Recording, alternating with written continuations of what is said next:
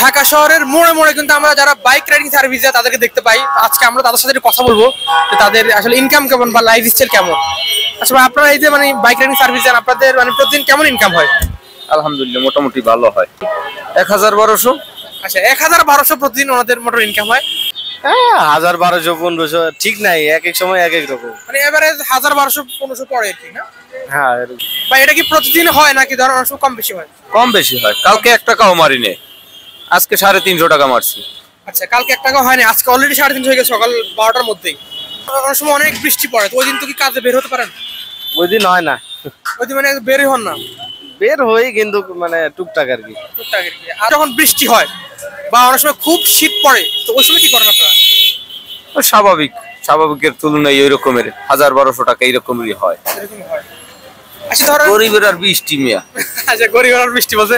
এই ধরেন বাংলাদেশে তো অনেক কাজ রয়েছে, অনেক কাজ থাকা সত্ত্বেও আপনারা আপনি এই কাজে কেন আসছেন ভাই, যে বাইক রাইডিং সার্ভিস? কাজ দেখান, কি কাজ আছে, অন্যান্য কি কাজ আছে?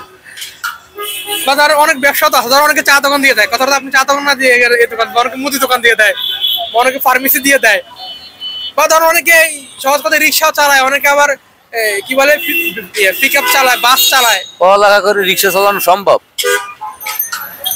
বলেন। কতটুকু পড়াশোনা করেছেন? অনার্স প্রায় শেষ, এবছর শেষ হবে। আচ্ছা, অনার্স শেষ হবে।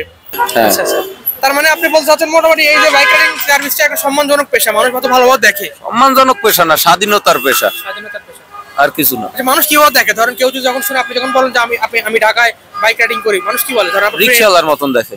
এভাবে দেখে? মানে কোনো অত ভ্যালু মূল্যায়ন করে না? না, ভ্যালুয়েবল না। ভ্যালুয়েবল না, আচ্ছা আচ্ছা, ঠিক আছে। ধরেন অনেক সময় খুব ঠান্ডা পড়ে, মানে খুব শীত, মানে ঘর থেকে বেরোও যাচ্ছে না, ওই দিন কি অবস্থা? ওই দিন সেম? না, ওই দিন তো আর বের হওয়াই যায় না। ওই দিন তো ঠান্ডার মধ্যে মানুষই বাইরেবো না, যাত্রী তো বাইরেবো না, আমরা তো পরে। আচ্ছা ভাই, এই যে অনেক সময় ধরেন আপনারা অনেক যাত্রী নিয়ে অনেক জায়গায় যান, অনেক নির্জন এলাকা বা অনেক খারাপ এলাকা হয়তো, তো কখনো এরকম কোনো ঘটনা ঘটে যে মানে যাত্রী আপনাকে হাইজ্যাক করে বা ইয়ে করে, কিডন্যাপ করে, এটা কিছু? ওরকম আমি ফেস করি নাই এখন পর্যন্ত। ফেস করে না? আপনি শুনছেন কিনা এই ধরনের কোনো ঘটনা ঘটে কিনা কারোর সাথে? ঘটে তো।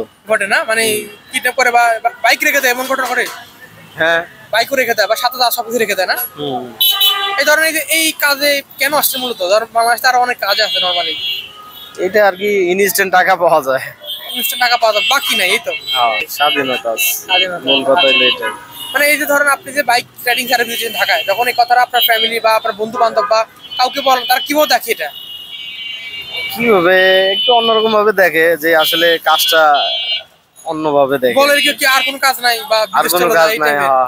আচ্ছা আচ্ছা, এটা মানে বাংলাদেশের মানুষ এমনই, মানে মনে করে আসলে মানুষ কাজকে ছোট করে দেখে। আসলে এটা ছোট করার কিছু নাই, এটা তো আমরা স্বাধীন মতো কাজ করতেছি, তাই না? এই তো আসলে আমরা বই খাতা যতই দেখি যে কোনো কাজে ছোট না, কিন্তু বাস্তবতা আসলে ভিন্ন।